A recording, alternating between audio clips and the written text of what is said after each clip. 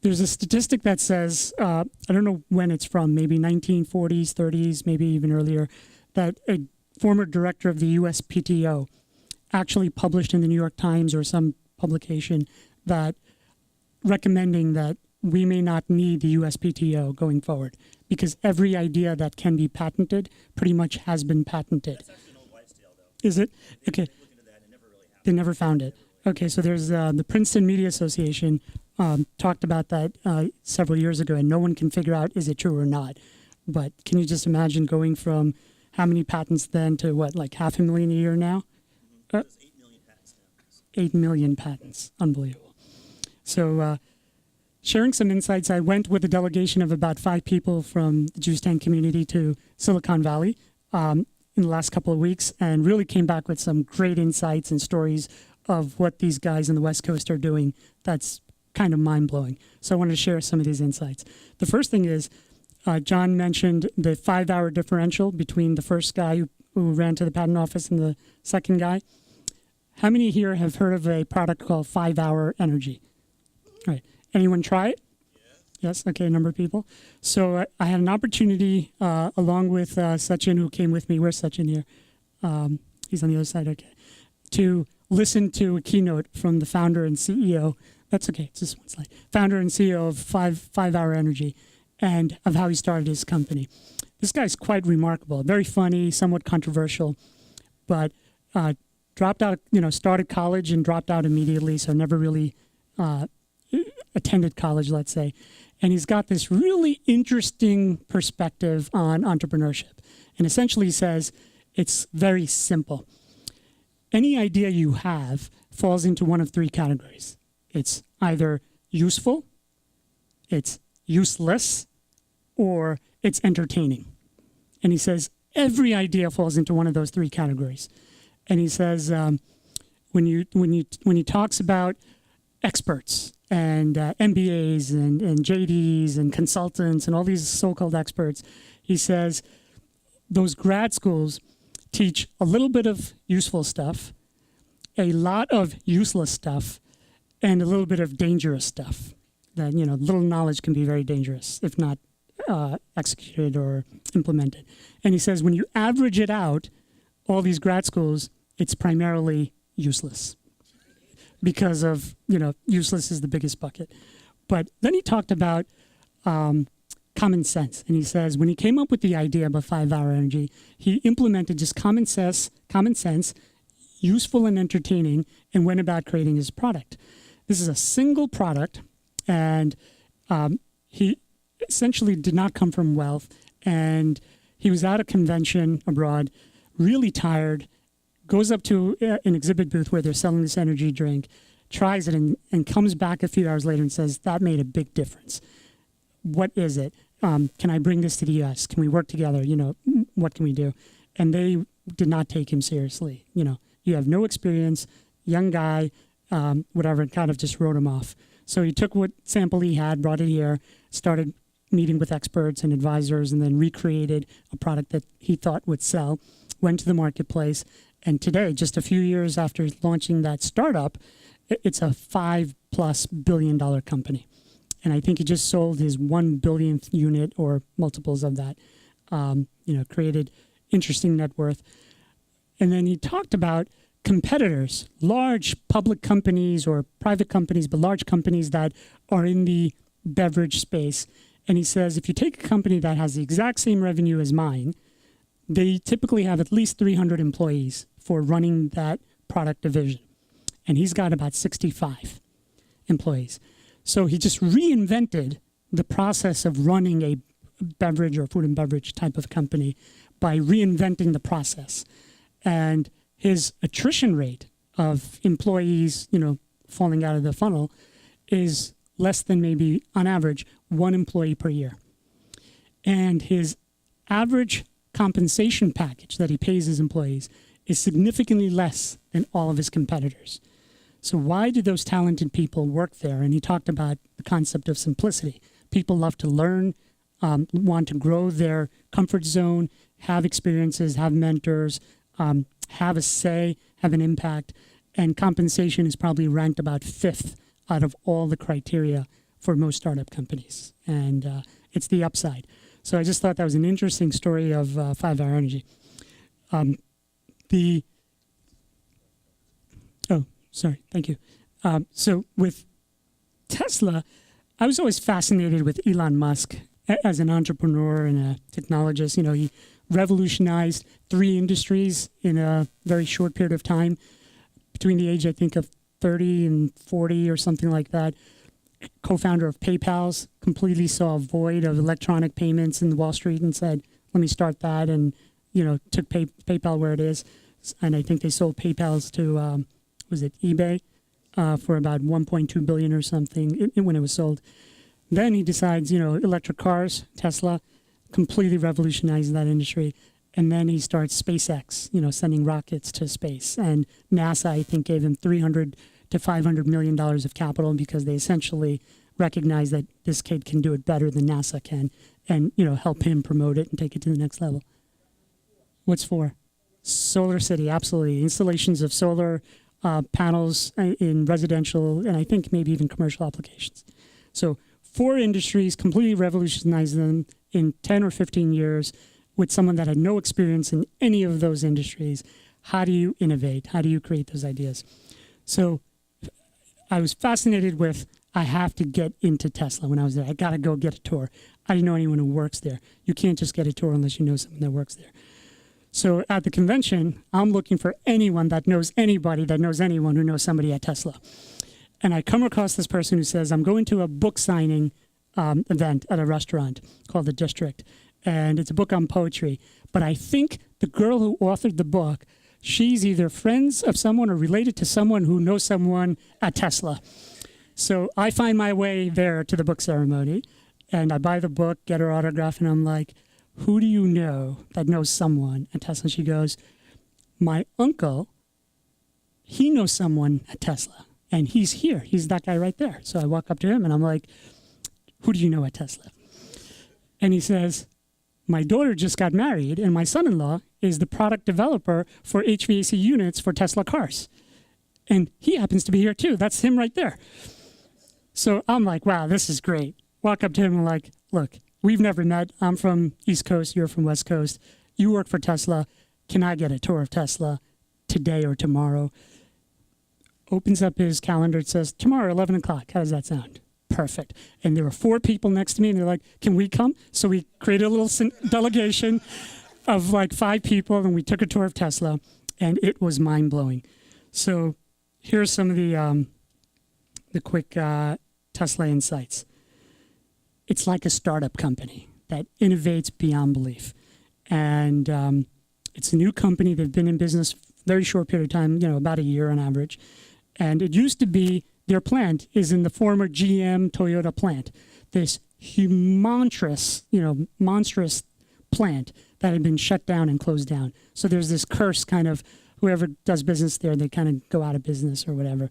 Well, Elon Musk says, I can buy that for pennies on the dollar. And that's essentially what he does. Takes over the plant. Next thing, we walk into the plant, and the first thing you see is just an incredible array of products like T-shirts and this and that. And then he comes down, signs us in on an iPad, brings us in, and you walk through this hallway corridor, and you walk into this huge open space, kind of like what we have behind this art mural. And there's an open sea of just tables and chairs and everyone just working with headphones on. Some are like going from here to there on those little 2-wheel scooters, segways, all sorts of really cool stuff. By the way, we have to get one of those scooters or segways here. And then I'm like, so where does Elon Musk work? And he's got his desk with a chair right smack in the middle of that open sea. No walls, no cubicles, no nothing. Really incredible. Obviously, he has conference rooms and, you know, confidential stuff behind the walls, behind the vaults, I'm sure. But right there, everything's open. Everyone talks to one another. Very helpful, interesting people. So that was the first thing. And then I looked at the furniture, and I'm like, yes, one commonality. All their furniture on that huge floor is from IKEA. And I'm like, We've got that at JuiceTank. It's one common thing, so that was pretty cool. IKEA furniture, couldn't believe it. The next thing was they really took the experts of the auto manufacturing industry and they combined the experts with newbies that have no restrictions in thinking. Recent college graduates, no luggage, no baggage, no history. It's like, I'm here, let's go. And they put them together and they essentially told them, everything you know about your experience and expertise about making cars, just throw it out the window. We didn't hire you because of your expertise. We hired you because we think you know how to innovate. And so we're going to teach you how to re-innovate because you may have forgotten it by working for some of the best companies in the world that are too big. So kind of throw it all out the window and start from scratch. That was an interesting concept that they've kind of implemented. If you think the Tesla car is impressive, it isn't anything compared to what they've done with the plant, the process of engineering a car. Phenomenal. Here are some examples. You can tell in an instant which part of this plant was the old GM and Toyota and which part is Tesla, because they only use a fraction of the plant, right? So as you walk through different layers and production places, you can tell. All the old stuff was dark floors, dark, gritty environment, dark ceilings. And where Tesla works, it's bright white, all 360. I mean, you're talking about bringing daylight from outside into these little cells of where Tesla is operating. You can see a mile down because the plant is like quarter mile by a quarter mile or a quarter mile by a mile long or something. And you can see there's Tesla, Tesla, Tesla, Tesla, and everything else is old legacy. The other thing they did is the concept of assembly line of large equipment making cars, they essentially turned that upside down on its head. And they said, forget the concept of assembly line with this huge infrastructure machinery. Every car sits on a little platform independent of any other car, and that is the assembly line. And that floats through the assembly concept of manufacturing. What this does for them is remarkable. Historically, if you wanted to change a model in a car or introduce a new feature, you would essentially, it would be maybe a 2 or 3 year process. Because think of that machinery and what they need to do to introduce a new feature. What Tesla does is each of these floating cells that a car sits on, it can go up and down and turn and whatever it is, and it's guided by this tape, literally like a long masking tape. It's magnetic or some electronic gizmo, and it just follows the tape on the ground. So if you want to introduce a new pod or a feature, you just rip off that tape, essentially, create that little pod, circumvent the tape there, and then bring it back to wherever you need it to go. And now the whole assembly line is reconfigured, and the new feature is implemented like that. They think that they'll be able to make cars where if you buy a car, Esther, say today, and John, you buy a car 3 months from now, that those two cars may not necessarily be the same. Because if they're taught, if you come up with a new product design idea, feature, we put it in ASAP. So we don't wait for this 2, 3 year, legacy thought process. It's 60, 90 days maybe. The other thing they did is when you think of an electric battery, you think of, okay, how do you put together electric batteries? What they did was they took the entire base of the car, the whole, chassis, and that is the battery. It's embedded right in there. So think of the footprint they got, the square foot, the real estate, by making the floor of the car the electric battery. The other concept is people say, oh, we don't manufacture in the U.S. Tesla says, not true. I think they're doing about 60 or 70% of their car is actually made all in the U.S. They essentially import two things, the battery and the cells in the battery from, I think, Japan, and a component of the engine, which is the gearbox or the drive unit, from Germany or something like that. Other than that, almost everything else is made here in the U.S. It's remarkable. Their goal is eventually to bring that to a much higher percentage as well. And their engine is really small. It's 3 components, and it sits behind the center of the rear seat. So now you've got 2 trunks. You've got the front trunk and the back trunk completely vacant because there's no other machinery or engine. In terms of speed and performance, they tested it against the M5 BMW, and according to the Tesla folks, it crushed it almost on every level, even though it has less horsepower, because electric is so much more efficient than traditional engines and pistons and all that stuff. The other thing is, because it's 100% electric, they can test it indoors because there's no fumes or waste products. Most companies can't do that. They need a separate plant or outdoor facility for testing. There's guys racing those Teslas right in the plant. It's unbelievable. Fuels, the charging stations. So it turns out that if you buy a Tesla and you're on the West Coast where the Tesla has their own charging stations, you don't pay anything for the charges. It's like free gas.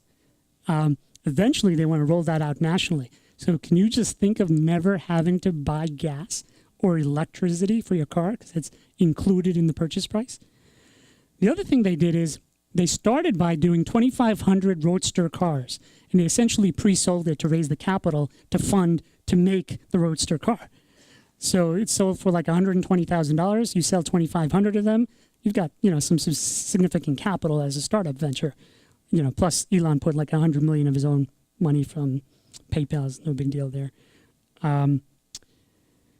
What else? They came up with the most innovative leasing model. You may have seen it on the news. So everything they touch, everything they do has to be like, take everything out the window. Just reinvent. Their car currently, the Model S, they're building 400 of these a week today. And they just did 2,500 Roadsters last year. 1 year.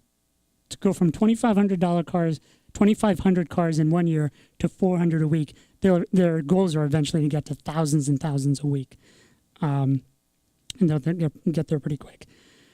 Consumer Reports just tested the, I think, Model S. And they said it received the highest safety rating of any car Consumer Reports has ever tested in their history. So again, how do you do this with a 1-year-old car company that re-engineers production, process, product, and also hits these accolades on every front? Next year, they're coming out with the SUV. And then after that, they're coming out with a car equivalent and taking head on the 3 Series by BMW at a $40,000 price point. I think that's going to disrupt the market massively, because their current car, the Model S, I think ranges from $68,000 to about $100,000 plus or minus, et cetera. $58,000? Okay, great. Next thing, in the car, they only have 2 buttons in the entire car. No, not even off and on. One button is for the glove compartment, and the second button was for some other knob that he mentioned, and I don't recall it. But here's what's interesting. As users and customers are giving them feedback about new features they'd like for example, in the Model S when they came out, they didn't have this thing with your seat memory, in terms of location and position. So once the consumers wrote back saying, can't you put a memory feature in? No problem. Code it, send it as an email or an update firmware. It goes into the Tesla computer automatically. Now you've got instant feature of not one, but gazillion memory locations on your computer. It's got like a 17-inch computer screen built right in. So they can introduce new feature sets electronically now. And then I asked them, I said, who's your customer? Is it people that want electric cars? And their answer was no. We don't sell Tesla cars to people that want electric cars. We sell Teslas to people that want the best car in the marketplace, in the world, and it just happens to be electric. So just that mindset, that insight of how a company like this can come in and take everything that the experts and large companies know over many generations and turn it upside down. It's what we call entrepreneurial game changers and disruptors, and we're inspired by folks like that, and that's kind of what we do. So that was my insights learned from Tesla, and pretty interesting. Is Sachin here? Do you want to share any thoughts? No? You stepped out? Okay, no problem. But we plan on doing a lot more of these kind of trips to visit innovative companies and entrepreneurs, and if anyone wants to join our delegations in the future, let one of our Juice Tank folks know, and we'll put you on a list and try to get some more stuff like that going. Did I find any negative? Yeah, it was tough. It was tough to find anything negative. Well, they're up to about 300 miles on one charge, but for a company that's 1 year old, not bad. When no one else can come anywhere close. I think the Leaf goes like 50 miles on a charge as a hybrid electric fuel car. So, and then maybe the Volt goes maybe 100 or something. And that's 300 today. Give them 2 more years. They're going to break the barrier of any gasoline car out there. Why? Because it is possible. And that's how Tesla thinks. Is it possible? Yeah. About their positioning for the future. So they have all these electric charging stations, and they're essentially first movers in the space. So I can see them 5-10 years down the road actually charging royalties from other car manufacturers to use those charging stations. It's possible. Look, it can evolve. I think it can evolve. I think there'll be different financial business models, et cetera. What's sold free today could become freemium tomorrow, with some premium at some point. But I think if you look at Elon Musk and you look at what drives him, it's all about changing the way people innovate, changing innovation. So I do think that they'll get it right. They'll do it right. And if they get it wrong, they're not afraid. We have a quote from Elon Musk on our wall in the corridor. Failure is an option. And so if they fail on a business model, they'll say, we learn from it, move on, let's fix it or do it better and do that. So, yeah, things could change, and as they become bigger, I think you get into that, when you become really big like Apple and you don't see a lot of prolific new innovative products coming out as frequently as they did early on, that could happen. But I think the beauty is that will create room for another startup to do something more interesting, and so, yes.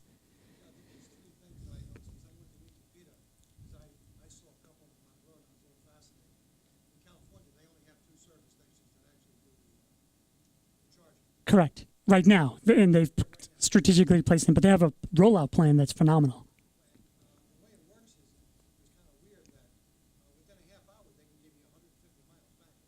Yes, that's called a turbocharge, quick charge. If you have to plug it into your house, you need to be 8 hours just to get half of it. I think you got to be on there in your house a long time in order to get the charge. Yeah, so it's great for certain applications. Like if in New Jersey, for example, it'd be great. If you're going to drive, 400, 500 miles, you've got a problem, I guess.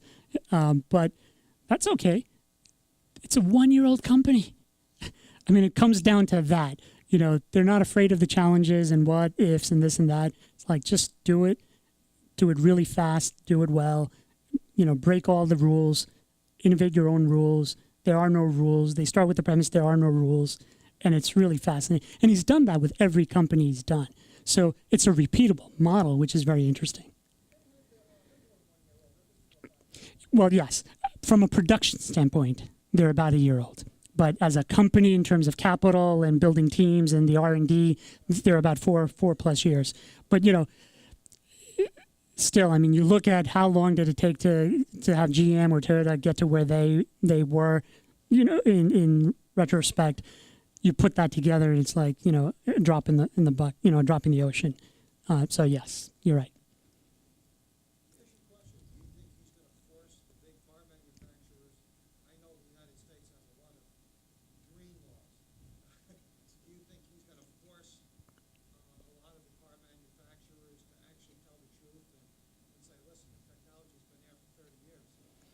So it's interesting. His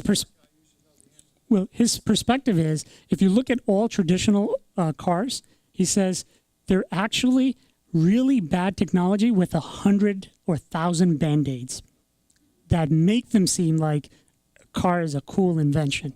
It's a cool technology. But Tesla, when they broke that down, they found that this is really crappy. And here's the band-aid that manufacturers have used to make it look good or make it appear good. So don't know the answer to that, but I think if that comment is any sign of, the future, I think it looks pretty good. I mean, their stock's doing phenomenal. you got to separate the financial markets from actual, reality sometimes. But anyway, I think that's it for insights from Tesla.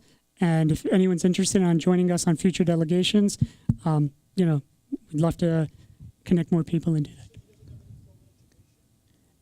No, the guy from 5 Hour Energy has no formal education.